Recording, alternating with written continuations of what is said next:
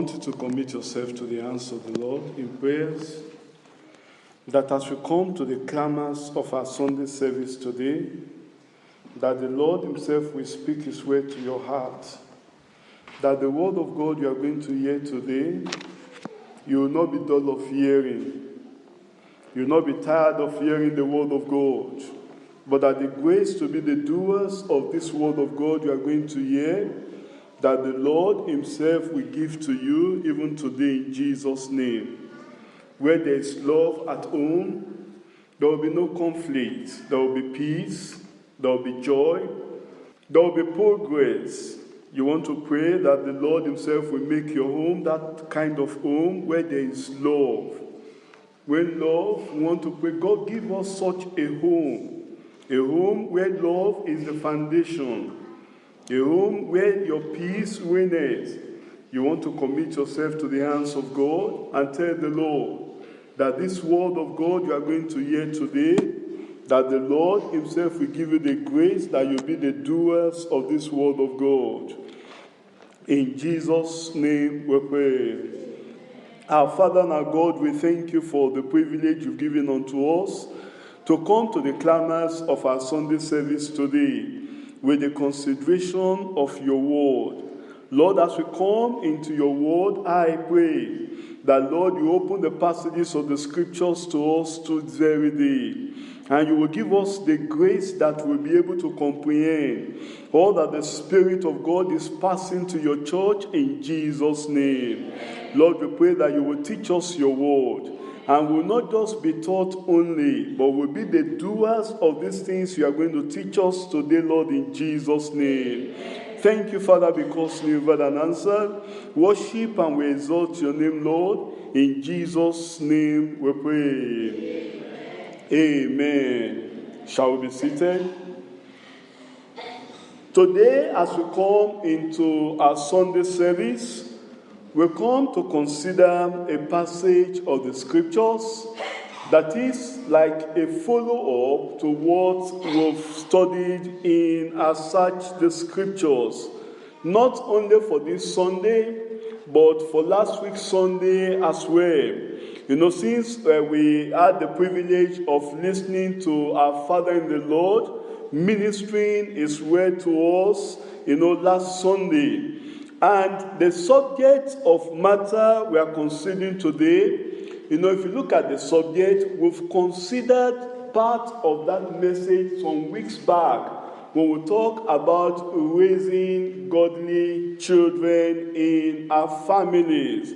But today we are now looking at the foundation.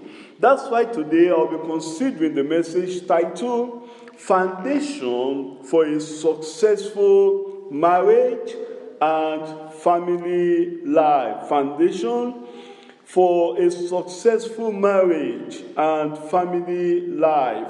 If we will take our text from Ruth chapter 4. Ruth chapter 4. I'll read from verse 9. And Boaz said unto the elders, and unto all the people, ye are witnesses this day, that I have bought all that was Elimelech's, and all that was Chilion and Mahlon's, and of the hand of Naomi. Moreover, Ruth the Moabitess, the wife of Mahlon, have I purchased to be my wife, to raise up the name of the dead upon his inheritance, that the name of the dead be not cut off from among his brethren, and from the gate of his place. Ye are witnesses this day. And all the people that were at the gate, and the elders say, we are witnesses. The Lord made the woman that is come unto thy house like Rachel and like Leah, which two did be the house of Israel, and do thou worthily in Ephrathah, and be famous in Bethlehem, And let thy house be like the house of Pharez, whom Tamar bare unto Judah, of the seed which the Lord shall give thee of this young woman. So Boaz, verse 13, very important, took Ruth, and she was his wife.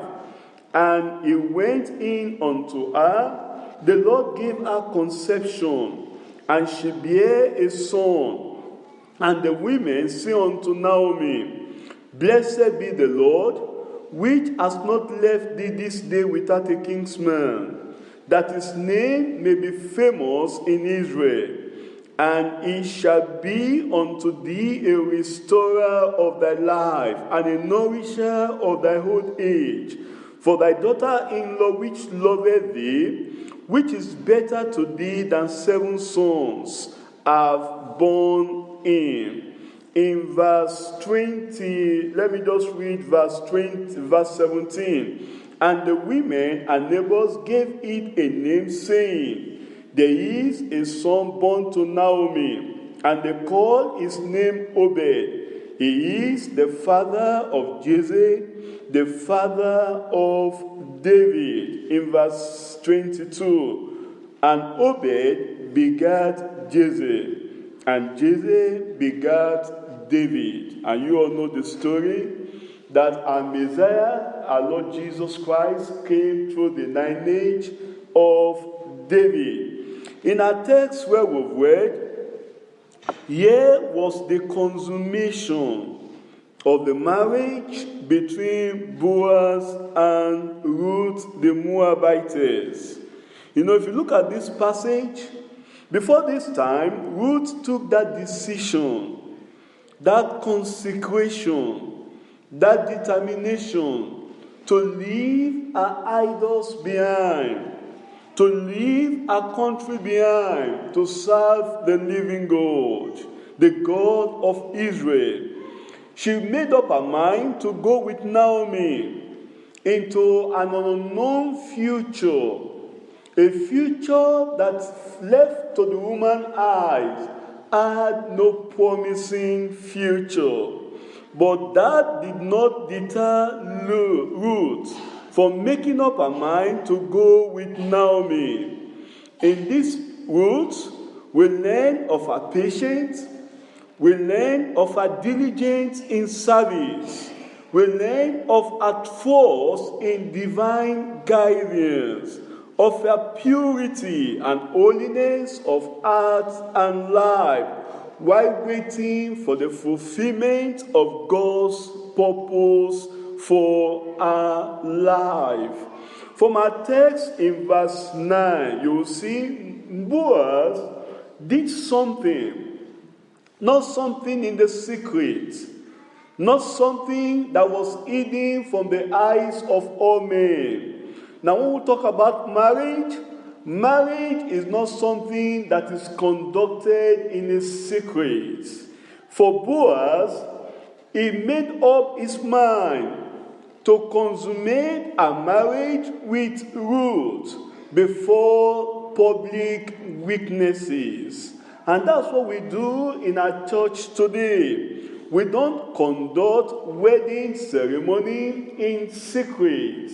There is nothing like that in scriptures.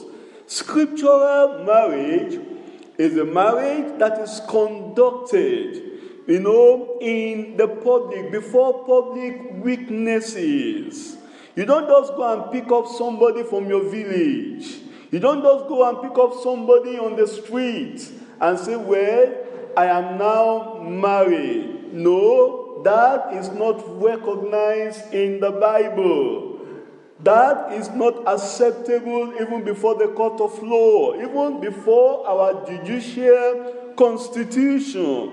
Marriage is an institution that is conducted before witnesses. And not only that, you see, Boaz here, he made up his mind in the pursuit of his love for Ruth.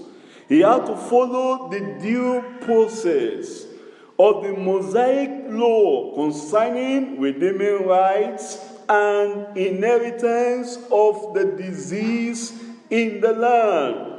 He consulted wide with the elders, and he was patient as well to do the right thing by laying down a solid foundation for a God-honoring marriage with Ruth.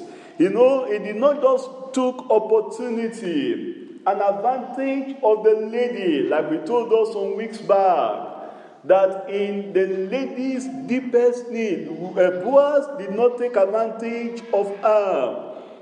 Though he loved Ruth, but he waited patiently, and he followed the right procedures as laid down in the scriptures that he had at that time, the Mosaic law.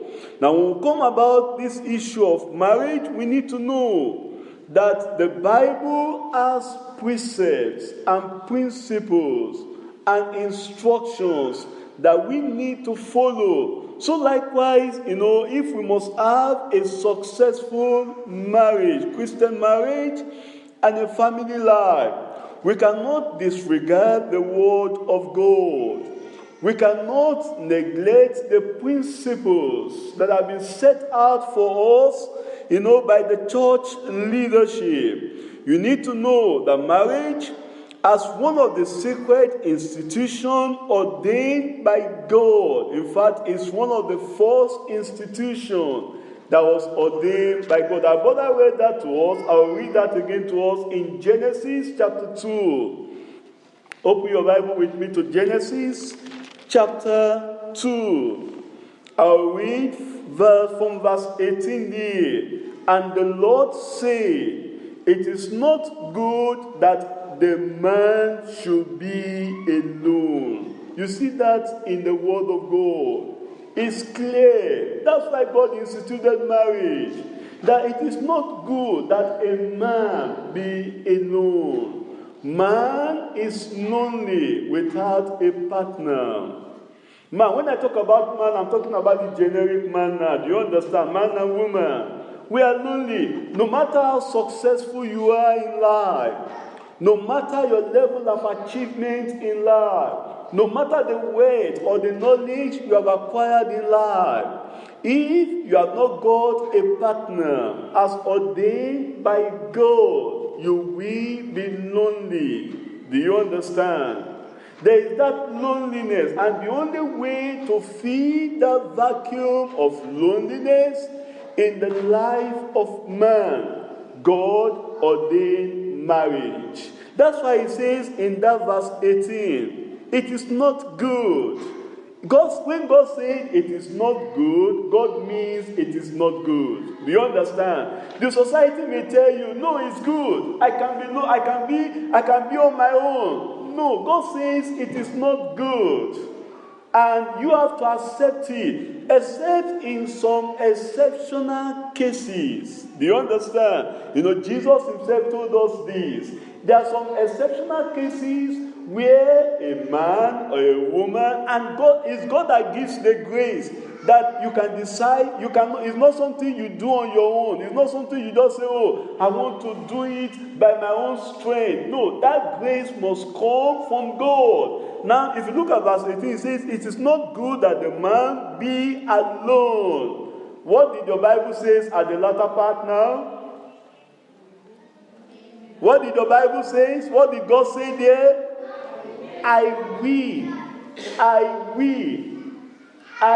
It is God that makes an helpmeet for the man or the woman. It's God. That's why when we talk about marriage, you need to know that it's something that comes from God. You cannot just go to the street now and say, I'm seeing this lady now, she looks so beautiful. I want that to be my wife. No, not at all. You miss the mark.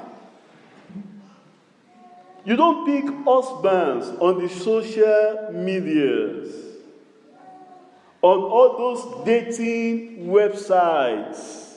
They tell you that, if you look at your statistics, we have a whole range of a database that we can match your statistics with our own database, and we will give you your companion. No, it is God that gives a wife or an husband.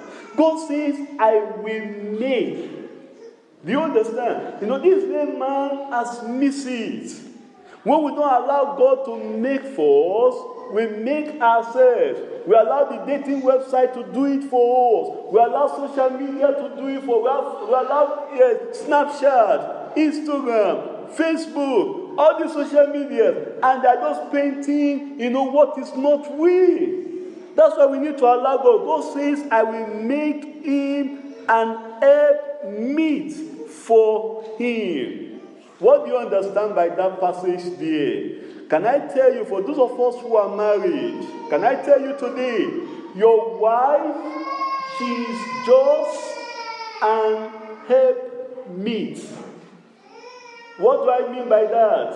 As the man, the responsibility of the home lies with you. It's not with your wife. Your wife is just an helpmate.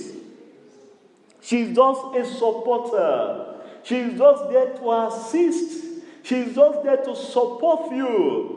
So don't talk to your wife and say, my wife now, please, from today, you are going to be taking care of the mortgage facilities in the family. You are going to be paying the house rent. No, not at all. It is your responsibility as a man. The wife is not the one that takes the lion's share. The husband is the one that has the responsibilities according to the standard of the word of God. Your wife is just an helpmeet, a supporter, an assistant. Now, let's go down again to verse 21 of that same Genesis chapter 2. And the Lord God caused a deep sleep to fall upon Adam, and he slept. And he took one of his ribs and closed up the flesh instead thereof. And the rib which the Lord has taken from man made he a what? A what? A woman. And what did the Bible say there? And brought her. It is God that brings the wife. That's what I'm emphasizing here. That's the foundation you need to understand.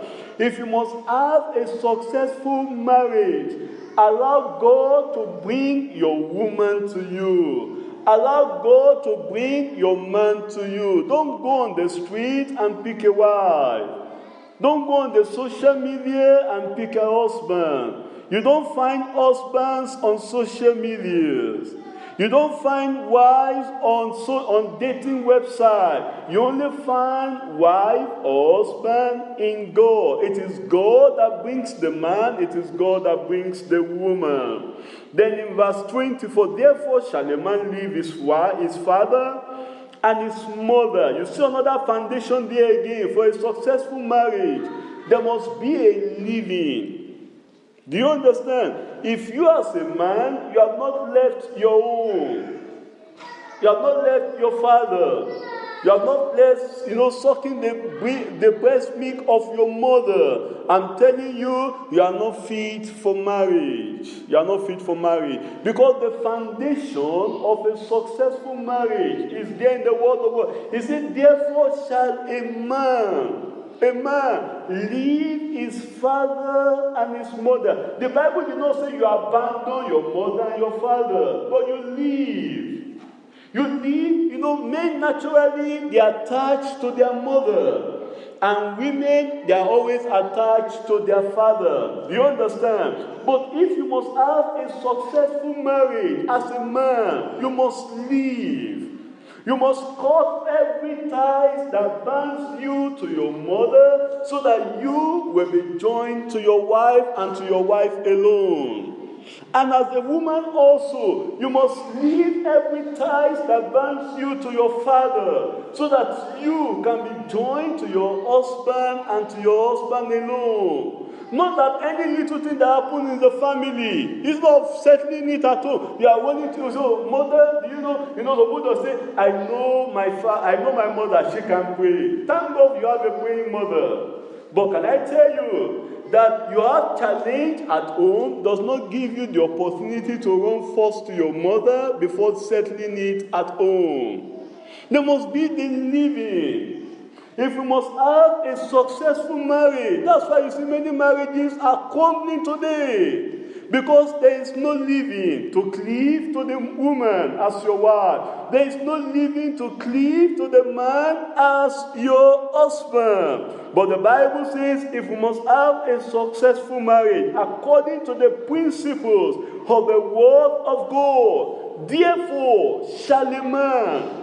Therefore shall a man. You know, when this was written, Adam has no father or mother. Do you know that? So that tells you this is not just for Adam only. This is for the generations that are coming after Adam and Eve. That's the principle.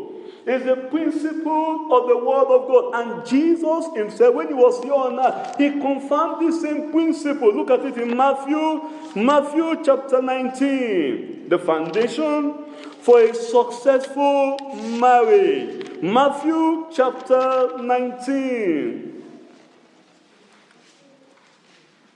I'll read from verse 3. The Pharisees also came unto him, tempting him, and saying unto him, Is it lawful for a man to put away his wife for every cause? For every cause. But look at what Jesus told them. He says, And he answered and said unto them, Have you not read that he which made them at the beginning made them what?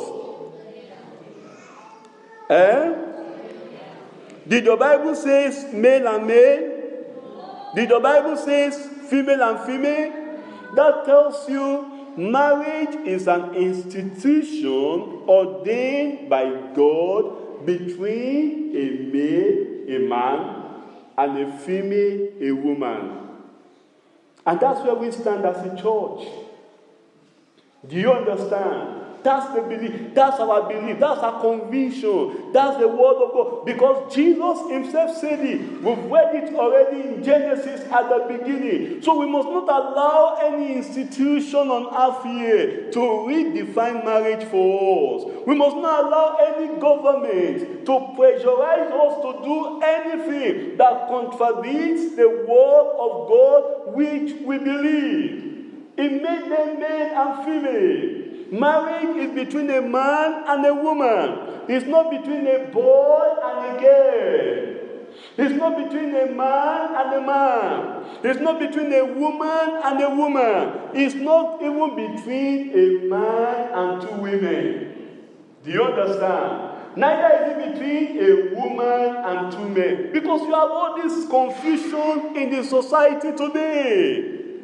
You see, married women that will say, I have a husband here in London, I have another one in Africa. That is contrary to the word of God. Marriage is between a man and a woman. Tell your neighbor, marriage is between a man and a woman. Look at the way you are talking to your neighbor.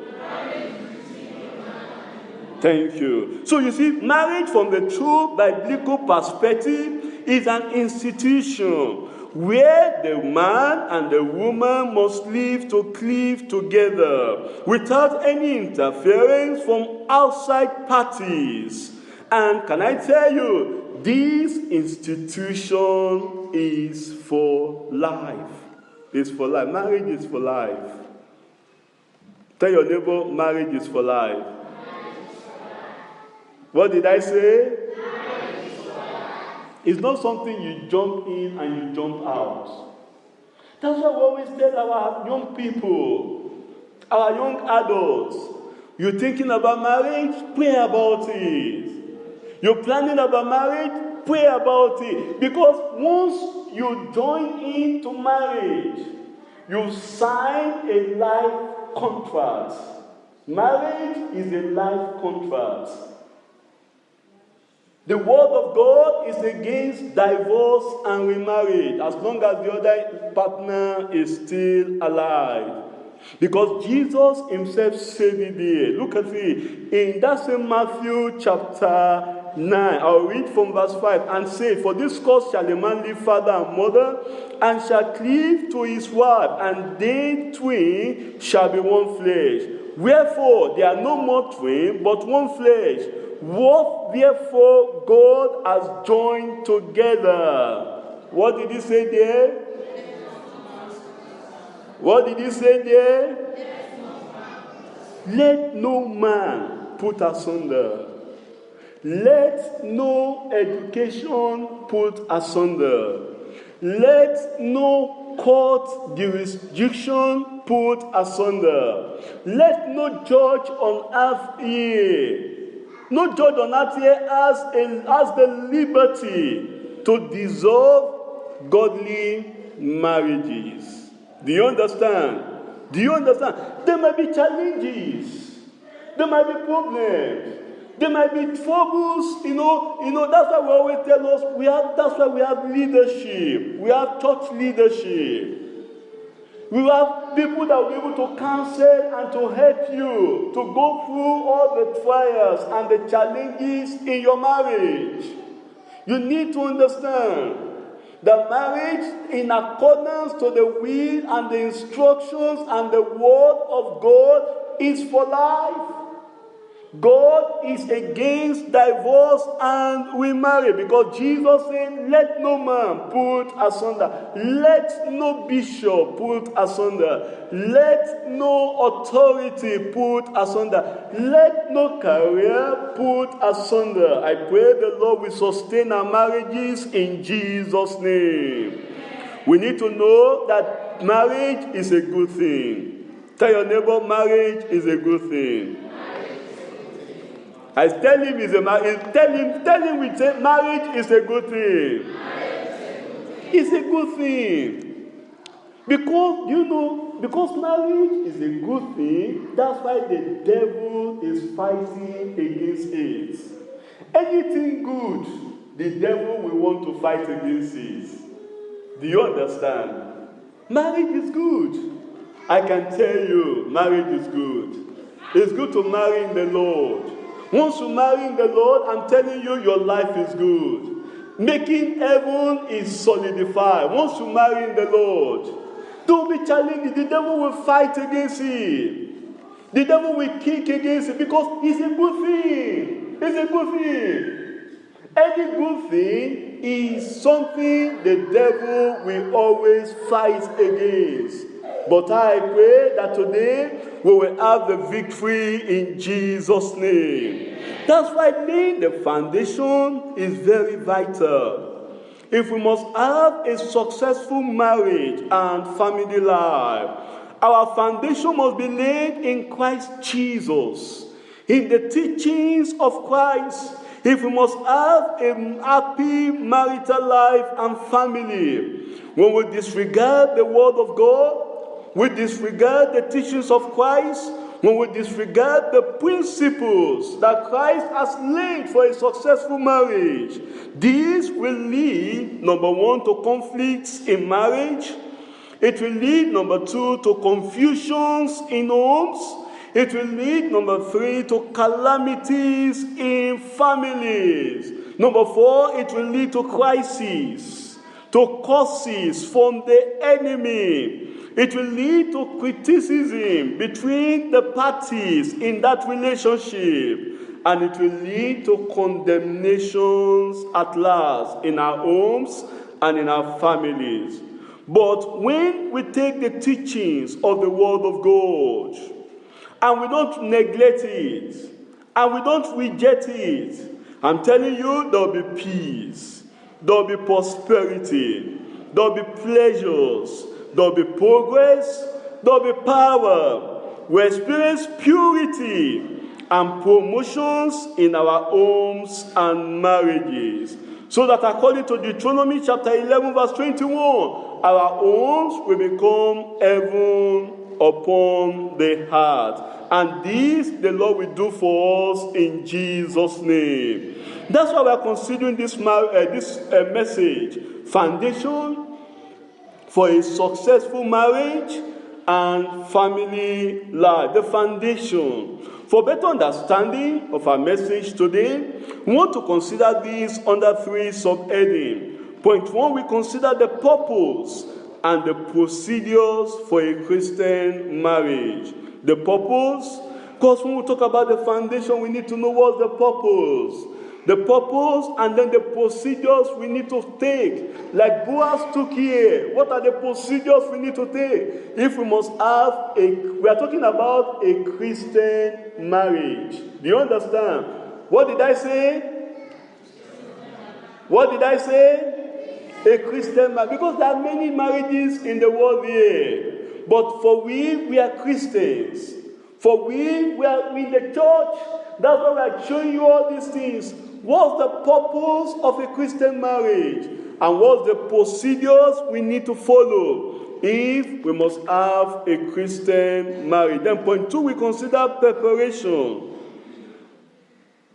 and participation in a Christ-centered matrimony. Preparation and participation in a Christ-centered matrimony. Then point 3, before we pray, we consider the privileges and the profits of a Christ-like marital home and family. What are the profits? What are the privileges we have when we have a Christ-like matrimonial home and families? But let's go to the purpose, because purpose is very important. The purpose and the procedure for a Christian marriage. If you go back to our text again, in Ruth chapter 4. Ruth chapter 4. You see, there was a purpose here that was determined by Boaz. There was something here in verse 1. Then went Boaz up to the gate and sat him down there. And lay the kinsman of whom Boaz spake came by.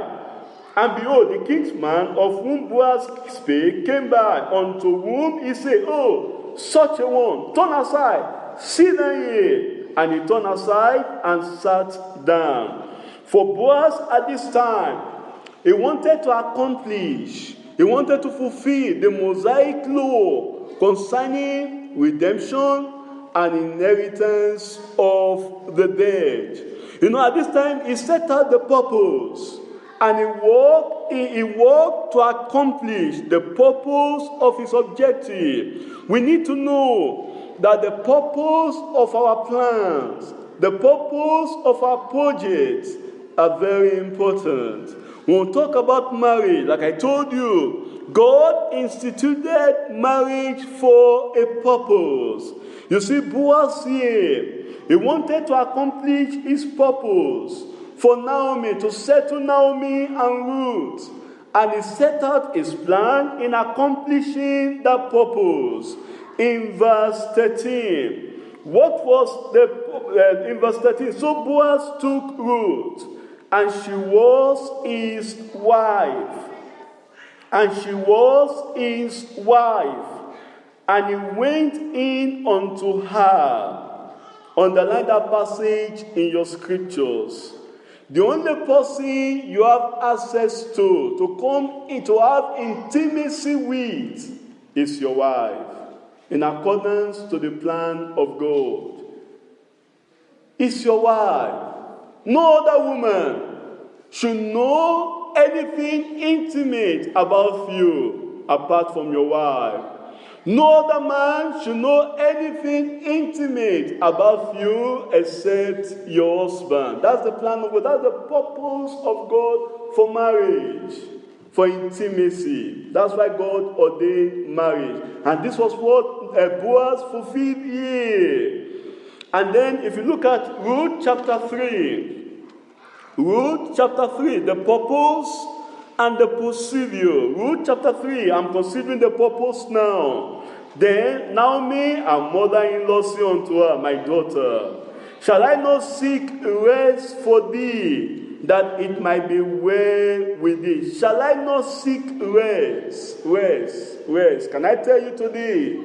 Marriage is ordained by God so that both partners can find rest in the relationship.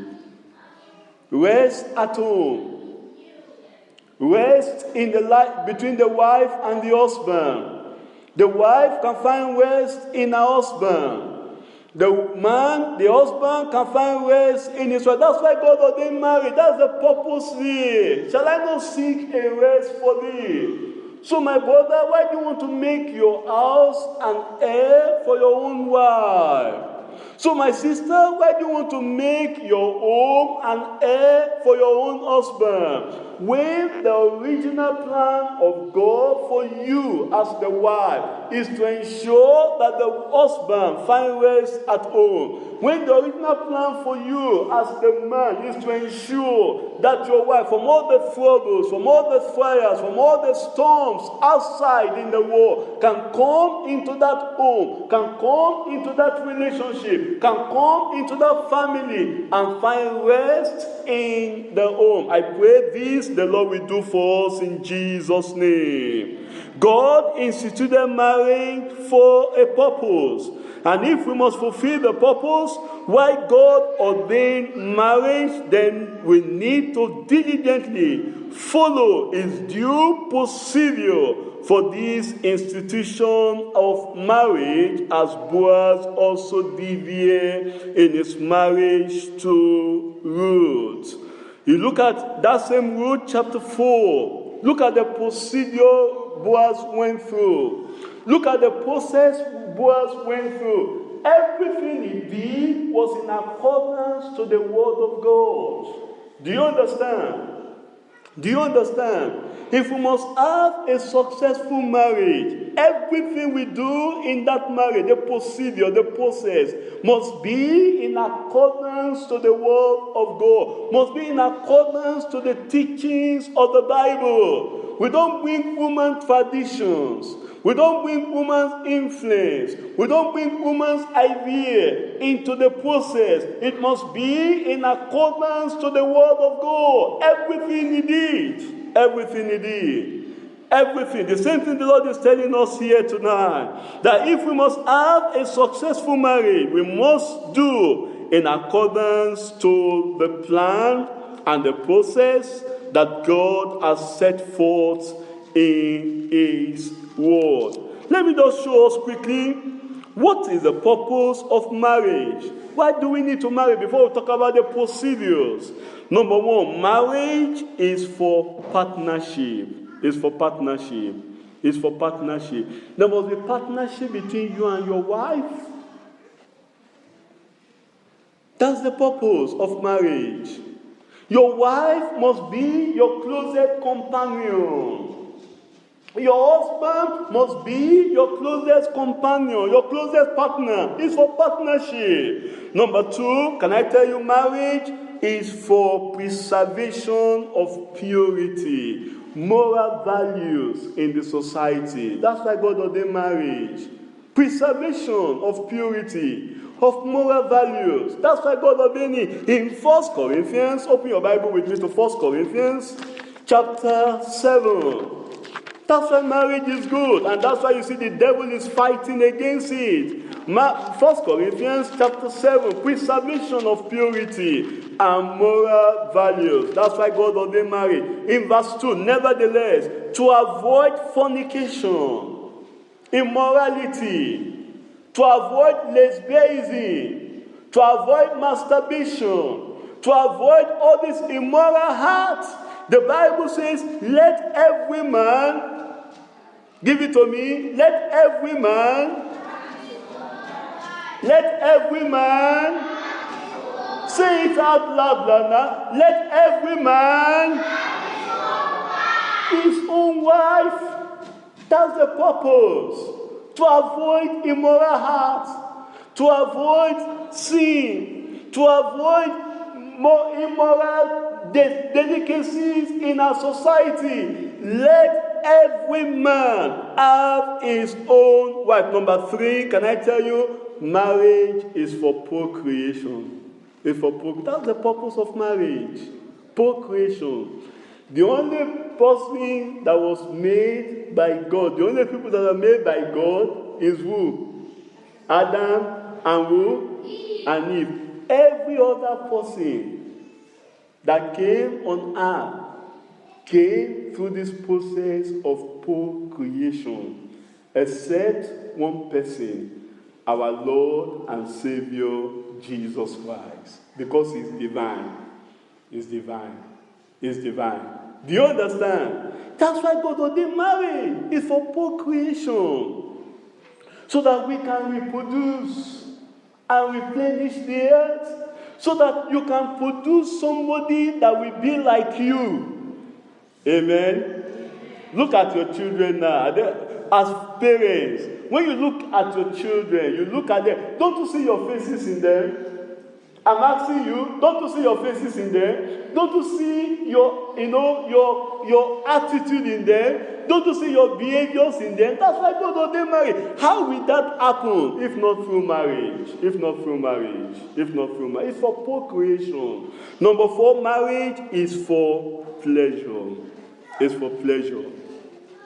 The only legitimate means of having pleasure is through the marriage institution.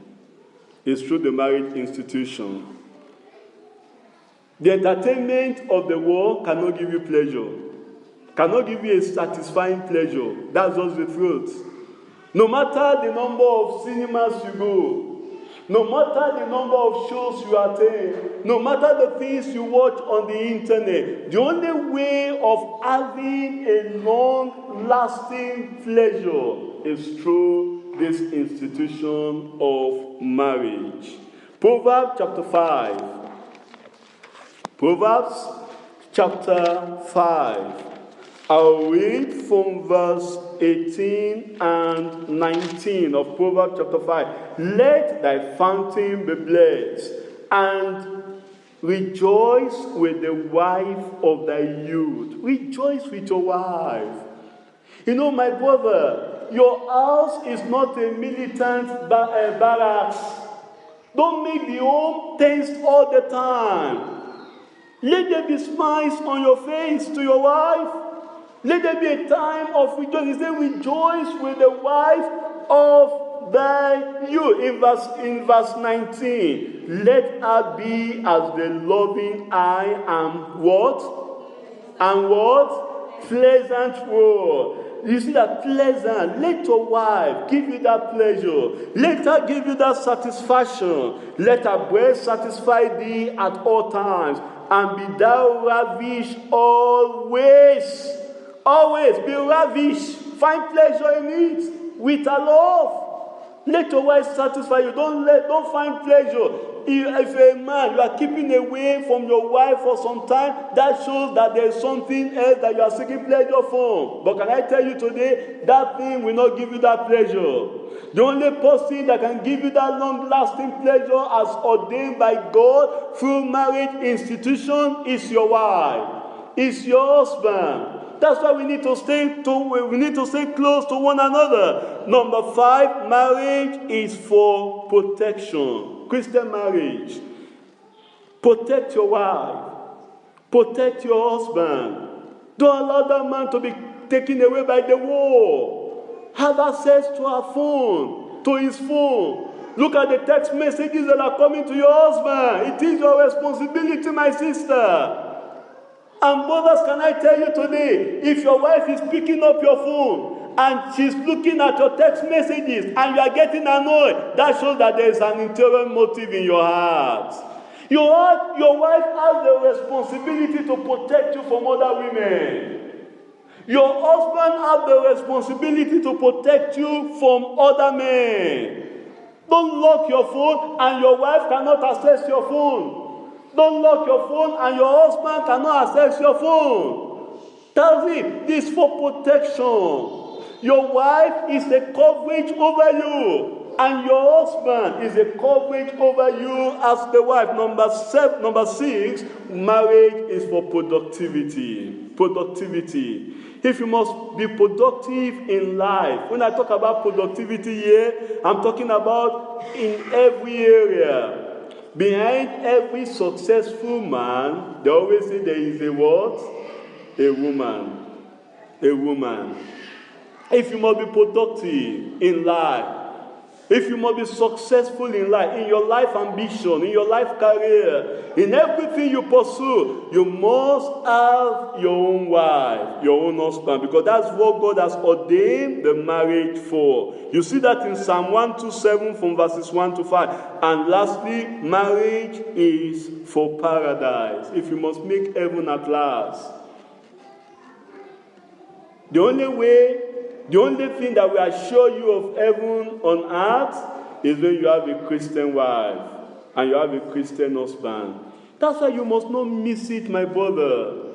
You must not miss it, my sister, because if you miss it, you will suffer on earth. I've known people that missed it and they are passing through hell on the surface of the earth. But I pray that will not be your love in Jesus' name. I didn't hear your amen. Now let's go to the procedure. You see, in the life of Boaz, there was a urge. He had this love for Ruth, but then he had to follow the right procedure. In Boaz, we learn that when there is an urge or a sense of need in an individual for a life partner, with whom to share our intimacy with, then there is the need to follow the right procedure as set out in the Word of God and also by church leadership. Marriage, can I tell you, is the union between two genuine believers, man and a woman, not an unbeliever and a believer. The Bible says in 2 Corinthians, we are looking at the procedures now. This is what we need to establish. You can't marry an unbeliever if you say you're a Christian.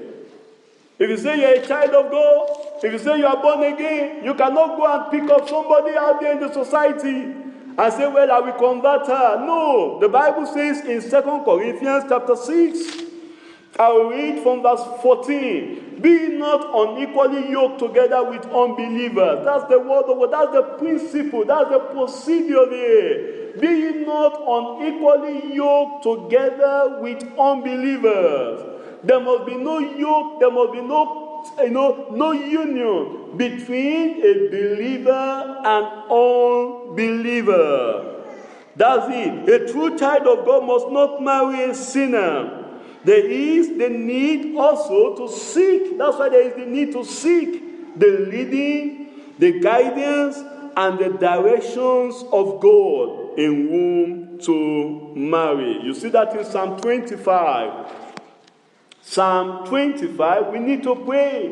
When it comes to this issue of marriage, we need to seek His face in prayer. Psalm 25.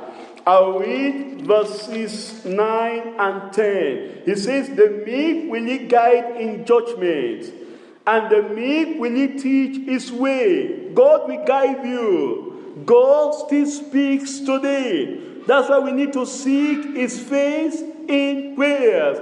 And do you know how God leads? God leads through the small, still voice of the Spirit of God.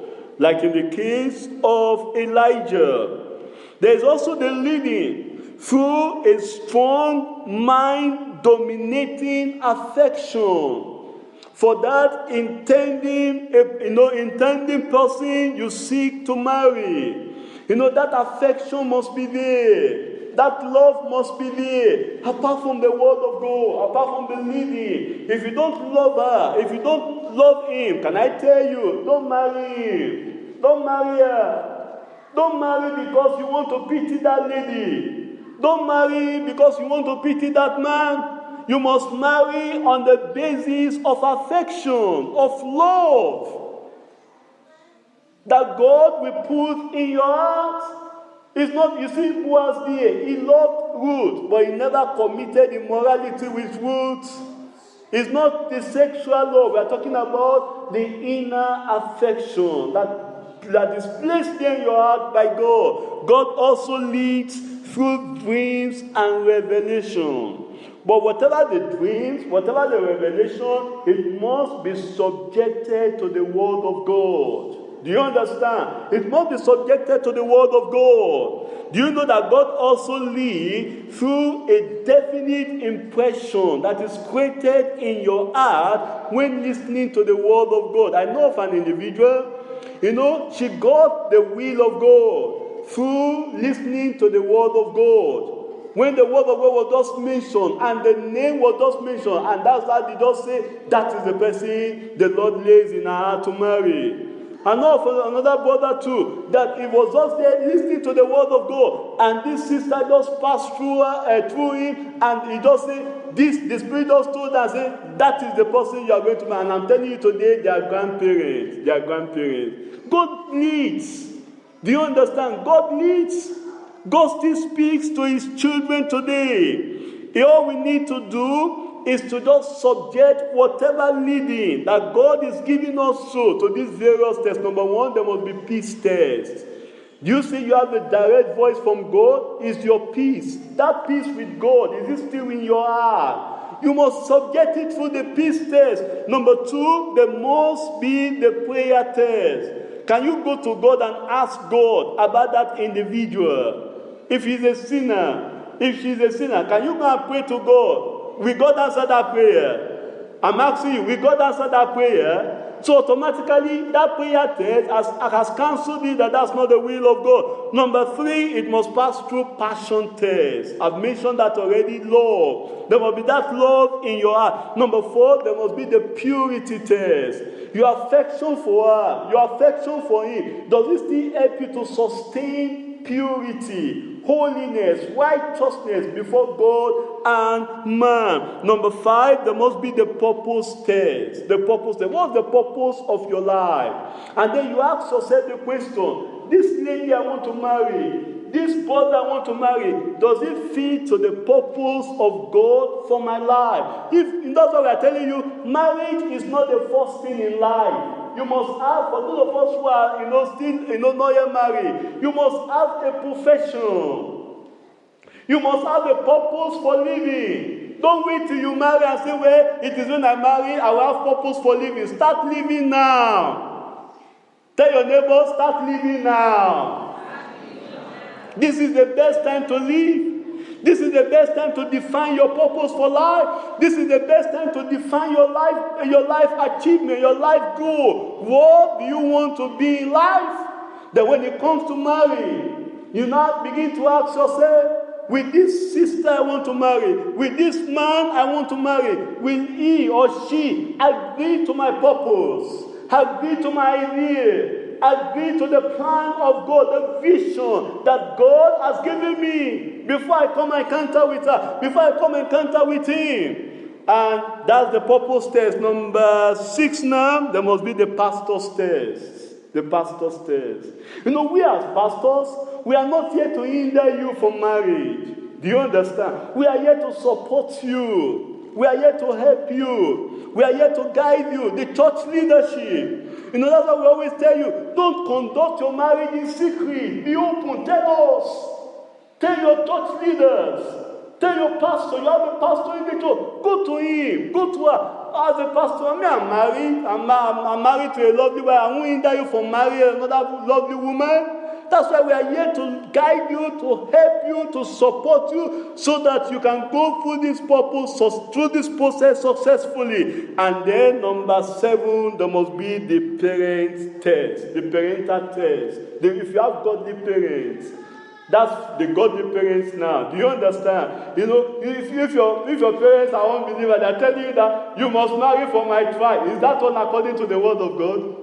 I'm asking, is that one according to the word of God? No. But if you have godly parents, nothing stops you. Confide with your godly parents. Somebody is laying, God is laying an individual in your heart. Go to your mother, go to your father, confide in them. And say, this is what God is telling me that, and I know you're a Christian. I know you have more understanding than me. And the best daddy will do to you is to tell you that, give me time to pray. The best moment we do to you is to tell you that, give me time to pray. And Abraham did that for Isaac, and he got Rebekah for Isaac. Your parents, they will get your own Rebekah for you in Jesus' name. Number 2, quickly, after knowing the will of God in marriage and going through the process, then this leads us to number 2, preparation and participation in a Christ-centered matrimony, the time of the ceremony. You see it in our text where we've read in Ruth chapter 4. Ruth chapter 4, and all the people that were at the gate, in verse 11, were at the gate. There were witnesses there. There are public people there. Marriage is a public event. Do you understand? It's not an event you do in your parlor and say, well, I am married. And we're asking you, how did you do that? You say, well, I don't want to make it, big or elaborate. So I just took the woman and we just agree in my parlor and say, as from today, you are my wife and you are my husband. Is that all marriage? Is that all Christian marriage? That is not Christian marriage. Do you understand? In Christian marriage, there must be public witnesses. Do you understand? There must be public witnesses. In Christian marriage, like what we are learning here, Boaz went to the gate. He told the people, before witnesses, they all saw Boaz and Ruth. It's not a woman that was hiding. They saw Ruth. They saw Boaz. Must be people that are known to your people that knows you. Do you understand? It's not the day of your marriage. That's when they are seeing your wife for the first time. That's not Christian marriage. It's not on the day of the marriage they are seeing the husband for the first time. Where is this man coming from? He has been in America and he's just coming back to the UK. And that same day he came to the UK. That's where you want to marry. That's not Christian marriage. Do you understand? So that's what we are learning from the word of God here today. Then you see, in this preparation to and participation, you will see there that there was also blessing. They blessed the couples. They told Naomi that the Lord make Ruth a nourisher of thy old age. What do we learn from there? We are learning that in Christian marriage, there must be spiritual blessing upon the union. That's why we come to conduct marriage in the church, so that the leaders can pray for us. Not only the leaders, the church also can pray for your union. And the Lord will bless your marriage in Jesus' name. Having known the will of God in marriage, we must seek counsel from the church leadership on the procedures we need to follow. There is the need to seek parental consent. Do you understand? Parental consent. There is a need to seek that. Before we start the marriage process, the period of courtship. Then after that, this period, like we told us last week, is when you come together to plan. And there must be openness, there must be sincerity. You plan in the atmosphere of prayer and seeking the face of the Lord. And then this will lead into the period of the wedding ceremony, where there will be the engagement and the ceremony. In this preparation for a Christ-centered matrimony, you will see in John chapter 2, Jesus was invited into the wedding. You want to invite Jesus into your marriage. You want to invite Jesus into your ceremony. That's why all you want to do that day, you want to do everything in accordance to the will of God. But before the church wedding will take place, there must be the court notification or registration. These are part of the preparation. So that we fulfill, because we as Christians, we are law-abiding citizens. Do you understand? We do the court notification or registration, where it will be notified. The court of the land will be notified. And then you now also do everything with planning with the church leadership that will lead into the engagement and into the ceremony. In the day of the ceremony, you want to ensure. In Philippians chapter 4, verse 5, we are told, let your moderation be known unto all men, because the Lord is at hand. Can I tell you, the marriage ceremony is just for a day. Don't, because of a day ceremony, lose all the convictions, all the faith, all the virtues that you have built all over the years. Don't lose them because of a day's ceremony.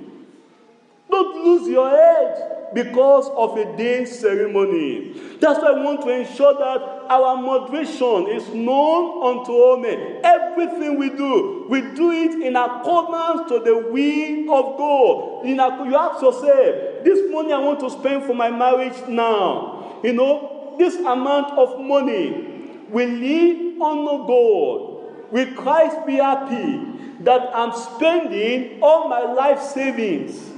And not only that, borrowing more money, all because you want to do a royal wedding. I pray the Lord will deliver us in Jesus' name. Not everybody can do royal wedding, do you know that? But we have more than royal wedding. Tell your neighbor, are you not a royal?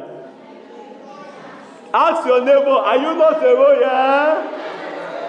I am a royal. So don't, because of that, spend all your money, everything, all your life savings, and borrowing, that for the next 5 years, you are still paying debt on your marriage. I pray the Lord will deliver us in Jesus' name. That's why the ceremony must be simple. Simple but decent. Do you understand? Presentable. Simple but presentable. Must be God-honoring. Must be devoid of all carnality, extravagancy, worldliness, worldly adornment. You must, look at even the royals in our society today. Look at the way they dress. Look at the way they dress. And we will say we are Christian. You are doing wedding ceremony and you are exposing all your body on the day of marriage. That's ungodliness. I pray the Lord will deliver us in Jesus' name. There must be no deception in the ceremony. No deception. That's when they'll say, we want to pay money. And then because we want to use the aeroplane to go and bring the wife. Which wife? This wife that is sitting in the father's house. Which aeroplane? That's deception. Do you understand? So we don't follow tradition. We stand on the word of God. They'll say, the husband must not see the face of the wife. Who taught you that? The woman you will see every day after that day of wedding. There will be no deception. We want to be fruitful. We want to conduct the whole thing in light of the word of God. That was what Boaz did here. And as we do all these things, the Lord will bless us in Jesus' name. This leads us to point 3 quickly before we pray. When we do all these things, the Lord will give us privileges, profitable, Christ-like marital home and family. So Boaz, you see it in Boaz there, in Ruth chapter 4, verse 13. So Boaz took Ruth, and she was his wife. And when he went in unto her, the Lord gave her conception, and she bare a son. That marriage was fruitful. Your marriage will be fruitful. There may be challenges. Let me tell you today, not everybody can have the kind of marriage Boaz had. Do you understand? That immediately after marriage, within 1 year, he had a child. There are some cases there might be delay, but that delay does not mean that God has forgotten you. God has not forgotten you. He will remember you for good in Jesus' name. And the women said unto Naomi, Blessed be the Lord, which has not left thee this day without a kinsman, that his name may be famous in Israel. You will be famous. Your family will be famous. In this land, the Lord will promote you. In this land, the Lord will exalt you. In this land, the Lord will lift you up in Jesus' name. In your marriage, there will be the restoration to life. In your family, there will be the restoration to life. Where there is deadness, where there is dryness, today I speak life into your marriage, into your families, in Jesus' name. And a nourisher of thy old age. That woman, you will live long. Your husband will live long. Your wife will live long. You will see your children, if Jesus tarries, in Jesus' name. You will nourish one another till your old age in Jesus' name. These are the prophets. These are the things we are. when our marriage is done in accordance to the will of God, number one, we have favors. Favor from God, favor from men, and favor from others around us. Number two, there will be fruitfulness. Your marriage will be fruitful. Your life will be fruitful. When we have godly marriage, godly Christ-centered marital home, number three, there will be fellowship. There will be fellowship. You always long to dwell in the presence of your wife. Number four, there will be flourishing. And then, number five, there will be friendliness between the wife and the husband. There will be forgiveness. Offenses may arise, but we will learn to forgive one another. We'll learn to love one another. And then number seven, there will be forbearance. Forbearance. Brethren, as we round up today, we need to know that there are foundations that God has set out for a successful Christian marriage and family life. And we need to lay this foundation solid. We need to stand on them. We need to ensure that we are not destroying the foundation. We are not destroying these pillars. Number one, we pray for God's guidance. Don't destroy it. In everything, even after marriage, after you've married the man, after you've married the husband, in every other decisions you'll be taking. If you must have a successful marriage, you're always praying for God's guidance. You're always praying for God's leading in every decision that you take as a family. Number two, there must be the persevere for God's goodness. Persevere in it. You know, there will be challenging. I can't promise you that there is a perfect marriage. Do you understand? I can never promise you that today. But it takes two to imperfect people to come together to make a perfect marriage. That's why we need to persevere. Because we are coming with different understanding into that relationship. There will be challenges, there will be offenses, there will be conflict, but we need to persevere. You don't say because my husband is poor today, then I need to run out of the home. Do you know tomorrow? That husband that is poor today will be the millionaire tomorrow. Women, can you give me a louder amen to that? Don't say because of that, the woman, that woman you look today, because you don't have money to take care of her, she doesn't look beautiful to you, and you say, well, and she has given you all the children, and you say, well, this woman is looking old now, she's looking haggard now, I think I need another wife, you don't need another wife. Persevere in that relationship, that your wife is beautiful. I said that your wife is beautiful. Number three, we picture the glorious end. Always picture the glorious end. The glorious end. In that relationship, picture it. Picture that glorious end. The day of the rapture, picture it. Picture the marriage supper of the Lamb. When Christ will come to take his church home. Number four, plan with a good goal. You are planning for marriage, plan with a good goal. You are planning for the plan with a good goal. Number five, prevent a sheep-goat relationship. Prevent it. Don't marry an unbeliever. Number six, prepare for God's great gift. Prepare for it. And then number seven, preserve God's glory in your family. When we do all these things, the Lord will give us a happy home. Our marriage will be successful. And great things the Lord will do for us in Jesus' name. The foundation we need to lay it in accordance to the teachings of the Word of God. Don't disregard the Word of God. Live by the Word of God. In everything you do, if you must have a successful marriage and family life, you bring the teachings of Christ into the center of your family. Like our Father in the Lord told us last week, we want to ensure that we are refreshing ourselves in the presence of the Word of God, because that is the foundation that cannot be broken. So if you neglect it, there will be confusion, there will be crisis in your home. But if you stay to that foundation, you are building on that foundation which is Christ, you are building on it. In everything you do everything in accordance to the Word of God. Great will be your peace and your prosperity in your family, in your marriages, and in your life, in Jesus' name. Let's rise up and commit ourselves to the hands of the Lord in prayers. We want to commit all these things to the Lord now. We'll tell the Lord that the Lord himself will help us. We not just hear these things. But that God himself will give us the grace that will be the doers of them. Ask for the grace the foundation for a successful marriage and family life. We've seen the purpose of marriage. Marriage is for partnership. You've seen the divine purpose of God for marriage. It's for preservation of moral values and purity in our society. Marriage is for procreation.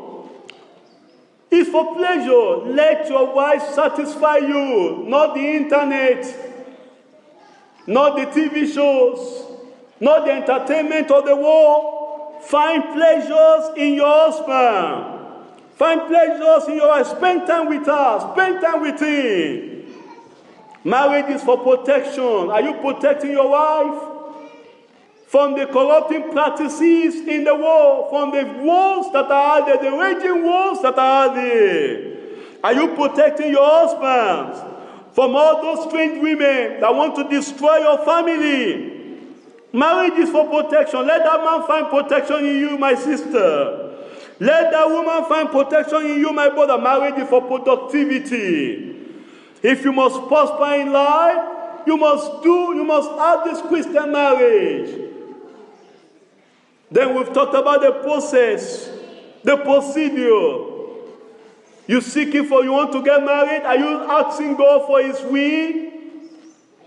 Are you seeking the will of God in marriage? You need to seek for it. Let God guide you. Let God lead you. Don't go out there and pick a woman to marry. Don't go out there and pick a man on the dating site to marry. Marriage, a successful Christian marriage, can only be found from God. Let God guide. Let God lead.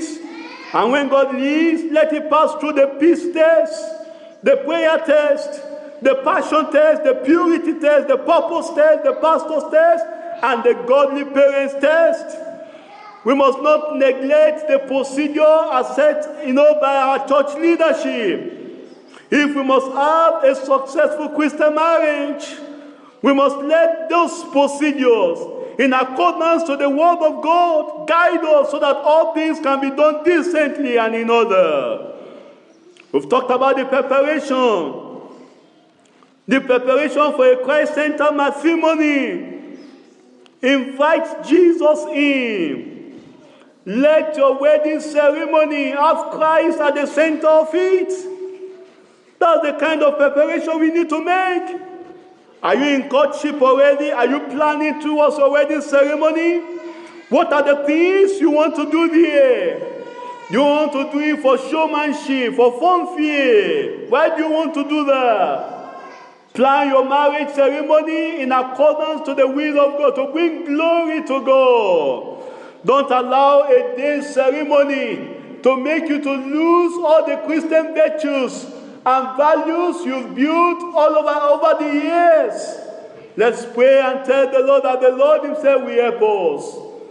Let your moderation be known unto all men. The Lord is at hand. And we also, when there's Christian marriage going on in the church, we need to rejoice with them. Rejoice. We need to rejoice with the intending couples. Don't be a lone ranger. Let's support them. We need to support them as well as a church, as an individual. You know that brother is going to get married. Support him. Financially support him. With counseling, the word of God support him. With prayer support him. Support one another. And when we do all these things, and ensure that you're also present in that wedding ceremony. Don't be so spiritual that you don't have time to attend the wedding ceremony of others and say, well, I'm focused for heaven, I'm going to heaven. Jesus, when He was here on earth, He attended the wedding ceremony. Make your present felt, make your present known in that ceremony, and to rejoice with them. Let's pray that the Lord Himself will help us, that all these things we are hearing will give us profit in our families and in our homes.